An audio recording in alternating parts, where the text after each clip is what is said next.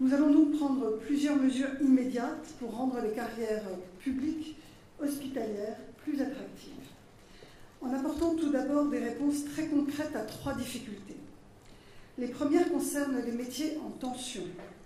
Nous revaloriserons la prime d'engagement dans la carrière hospitalière des médecins comme des paramédicaux pour offrir aux métiers qui connaissent actuellement les plus grandes tensions, comme les infirmiers spécialisés ou les manipulateurs radio, de nouveaux leviers d'attractivité. Nous allons aussi, s'agissant des médecins, faire évoluer profondément les conditions permettant de bénéficier de la prime d'exercice territoriale qui les encourage à exercer dans plusieurs établissements. Nous fusionnerons les 4 premiers échelons de praticiens hospitaliers afin d'accélérer l'entrée dans la carrière, et l'indemnité de service public exclusif sera également attribuée dès la période probatoire. Nous devons enfin reconnaître la situation spécifique de Paris et de la Petite Couronne, où les coûts de logement sont très élevés et où le tissu hospitalier est dense, avec des phénomènes de concurrence entre établissements sur le recrutement. Les soignants sont ainsi soumis à des suggestions particulières, horaires étendus, gardes, transports, qui pèsent de manière déraisonnable.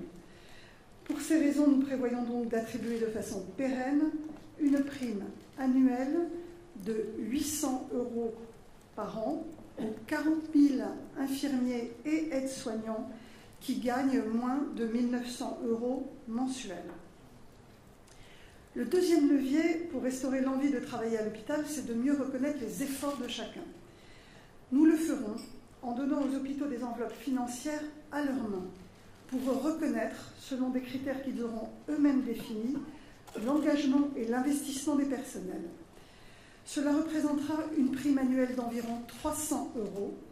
Le montant pourra varier en fonction des établissements et cette prime pourrait concerner jusqu'à 600 000 professionnels. Le plus important, c'est que cette prime n'obéira pas à des critères financiers, mais à des critères de qualité des soins et de prise en charge au niveau de chaque service. Troisième levier, troisième priorité de ce volet, attractivité, dans la lignée des travaux récents de Myriam El Khomri sur les métiers du grand âge, qui visent à mieux reconnaître le rôle des aides-soignants qui exercent auprès des personnes âgées et qui ont acquis une compétence spécifique en gériatrie. Ceux-ci pourront bénéficier dès 2020 d'une prime de 100 € net mensuels. Et nous améliorerons par ailleurs les fins de carrière de l'ensemble des aides-soignants en créant ce que l'on appelle un grade de débouché pour leur permettre de partir à la retraite dans de meilleures conditions.